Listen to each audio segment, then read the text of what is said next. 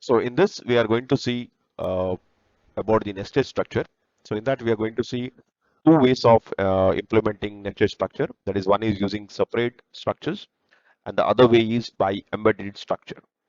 Then we are going to see something called as structures and function, the usage of structures, how it can be used in functions.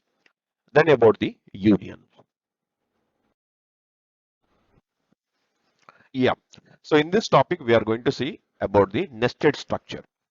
So we'll see why this nested structure is required and what exactly is nested structure is. So C programming provides us a feature of nesting of structure.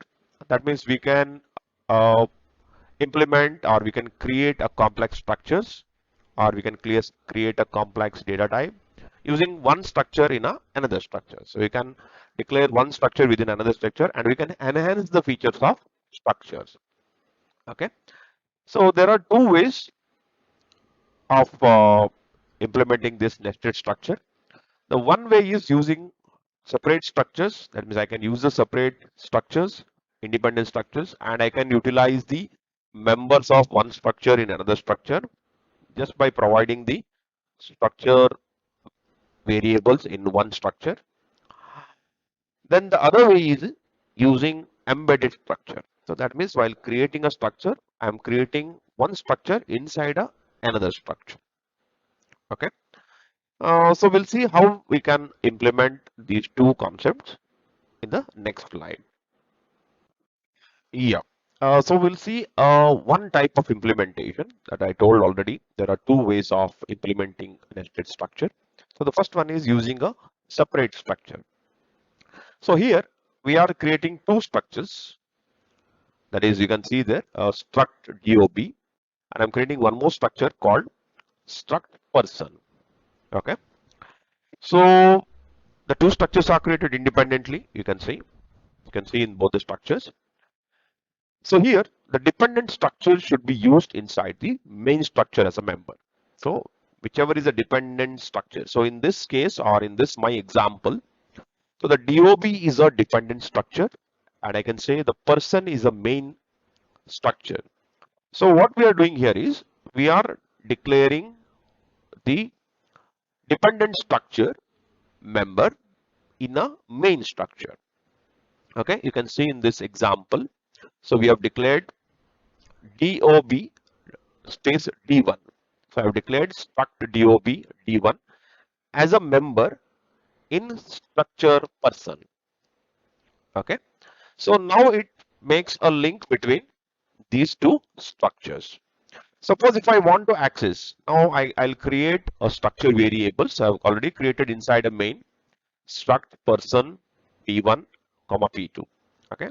So if I want to access the structure members, for example, if I want to access month for P1 structure, then I can give a declaration as P1 dot D1. So I have to give even the dependency structure member dot month. So that is a way I can access the members from the both the structures. So if I want to access the members from person, I can access straight away with the structure variable of person. If I want to access the dependent structure members, I can go with the its own members. In this case, it is D1. Yeah. So this is a other type of nested structure, something called as embedded structure. Okay. So here we are declaring two structure together, you can see. So this enables us to declare the structure inside the structure. So one structure is declared inside the other structure. So it requires less number of codes. So the coding can be reduced here. That is the one advantage. But at the same time, it cannot be used for multiple data structures. That is one disadvantage also. This cannot be used for multiple data structure. So here in this example, I've taken the same example of the previous type only. but I've taken the main structure as person, and I've given the details as name, CIT number, and the salary. Next, I've tried to declare one more structure. Inside that structure, I have not closed that structure person. Rather, I have declared struct DOB inside structure person only with giving date, month, and year. Then initially I have closed the date of birth structure by giving a member. I'm declaring a variable D1. Then I'm closing the structure person by giving a person structure variable P1. So the accessing is similar to the previous concept itself. So we can access the structure members. If I want to access the dependency structure variable, I mean the structure members, I can use by giving P1. So in this case, P1 is the main structure dot D1. D1 is a dependency one, that is the date of birth in this case. So if I want to access the day or month, whichever I want to access, dot day I have to give here. Yeah. So in this topic, we are going to see something called as structures and function. Okay. So how this structure can be passed in a function, or how these structure variables can be used in functions. So here we have two different ways, or two ways we can use structure, or we can pass the structure. The one way is something called as pass by value or passing by value, where we are passing the actual value as an argument.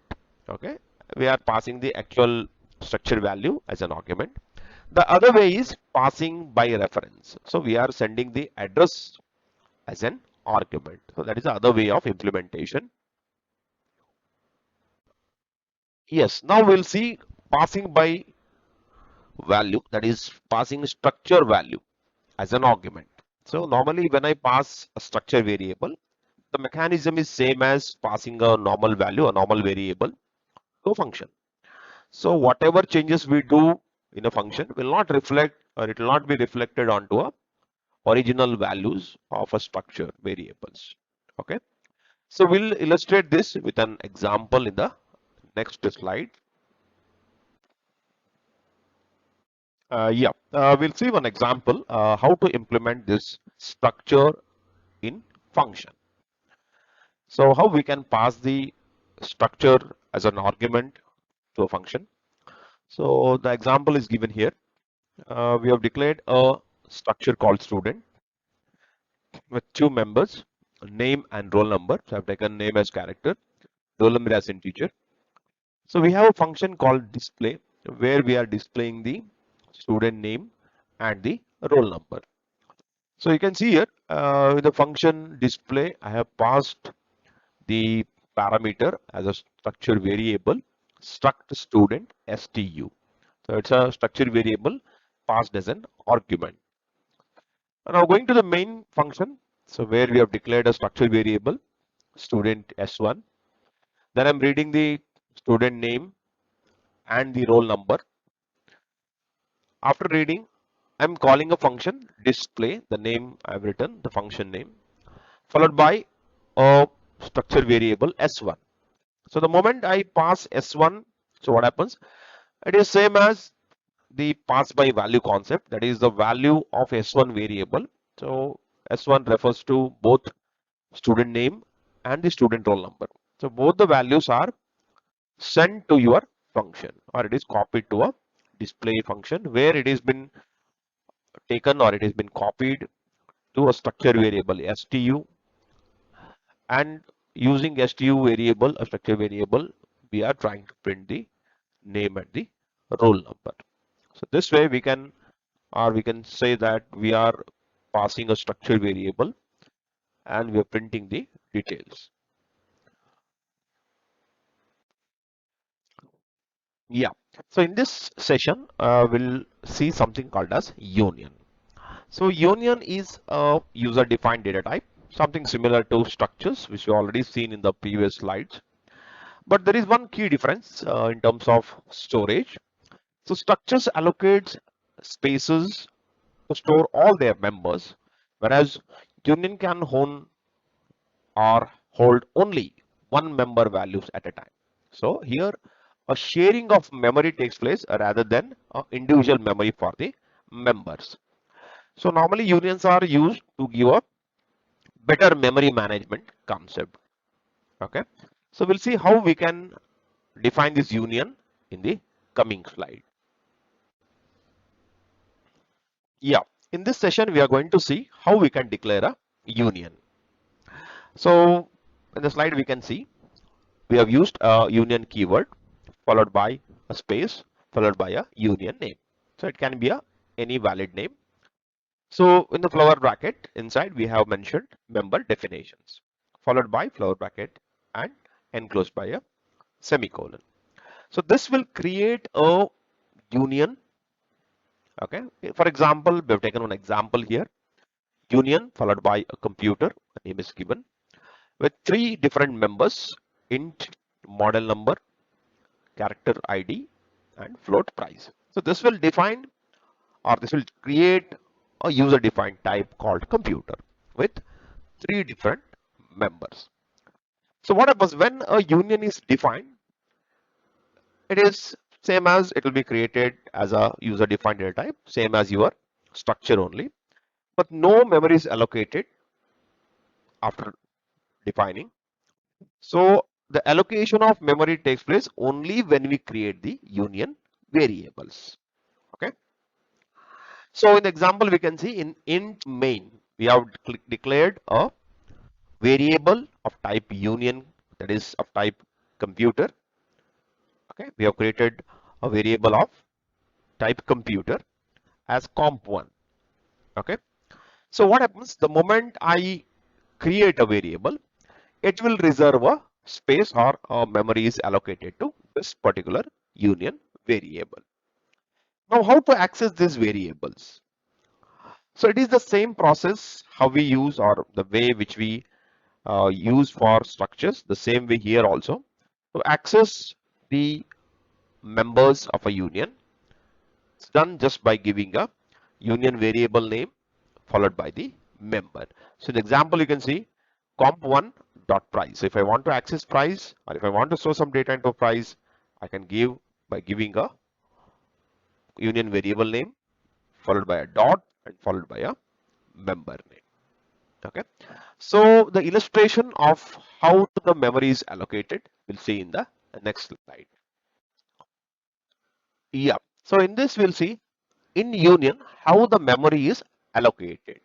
So normally as we have told already at the beginning, so here the memory is allocated for the largest member rather than in structures or data is allocated, I mean the storage is allocated for all the members, but here the storage is allocated for the largest member of the union. So in this example you can see we have declared a union called computer with three different members: model number integer, character ID, then a price with a floating data type, floating point data type. So the total size it is going to allocate or it's going to reserve is around 4 bytes. So you can see there that is a maximum size. The price, the floating point variable price is holding the maximum size, that is 4 bytes, and this 4 bytes is reserved for or it is allocated for this union computer.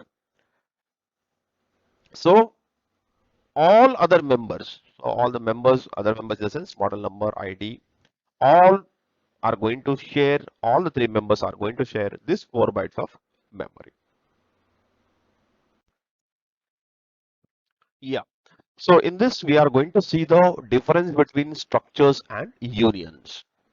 So first we'll take the keyword. So we'll talk about the keyword.